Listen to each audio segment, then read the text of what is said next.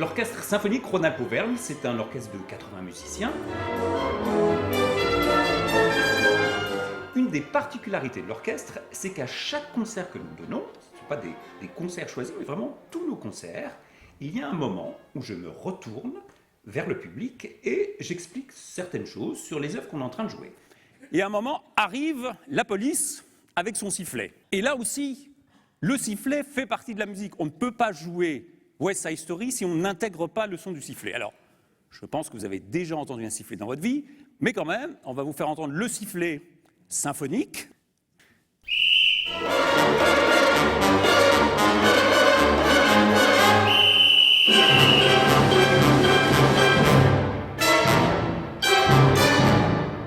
Que ce soit la deuxième symphonie de Schumann, le Requiem de Mozart, Carmen de Bizet, que nous avons donné en version de concert, un concert de musique de film, je me retourne et j'explique des choses au public.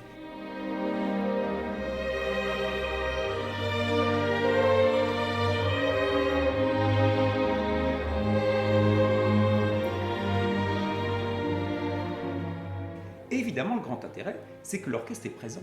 L'orchestre étant présent, on peut de manière très concrète parler de plein de choses pour faire sentir, faire comprendre aux gens ce qu'est la musique.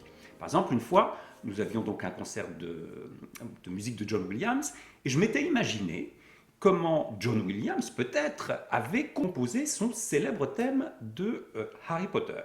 C'est-à-dire, je l'imaginais dans sa propriété à Los Angeles, au piano, essayant...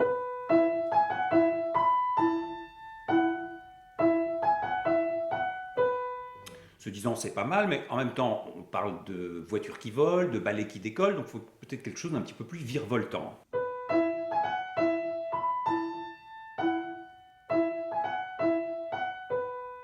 Il dit on s'en approche, mais est-ce que ça fait mystérieux? Parce que c'est quand même mystérieux l'histoire d'Harry Potter. Donc il dit je vais peut-être le mettre en mineur. Vous savez, en mineur c'est la même chose, mais triste.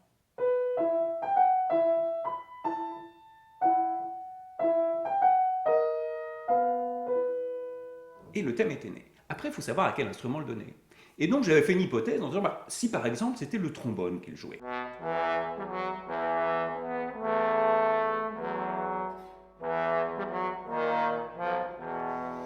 Et de toute évidence, le trombone, ça raconte pas un petit enfant, de la magie, ça raconte plein d'autres choses, mais pas ça. Donc, on avait après donné à l'instrument qui était l'instrument de l'orchestration originale, le Célestat.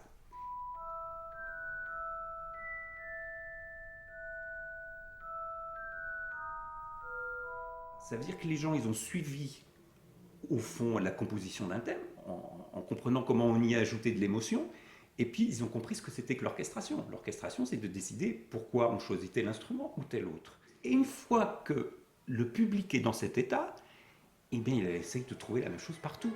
Et ça, si on y arrive, on est très heureux.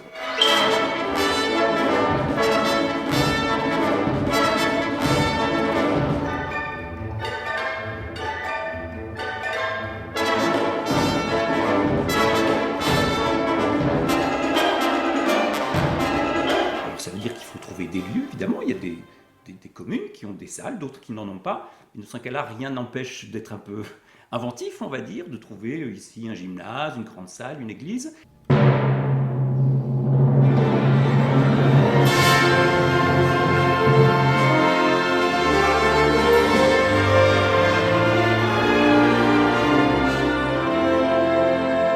Nous nous produisons dans toute la région. Alors, dans les grandes agglomérations de cette région, mais pas seulement. Moi, je crois beaucoup à la proximité. Vous savez, vous trouverez toujours des gens qui vont faire 50, 100, 150 km pour aller écouter un concert de musique symphonique, mais moi, je pense que si on veut attirer un maximum de gens, eh ben, il faut aller vers eux.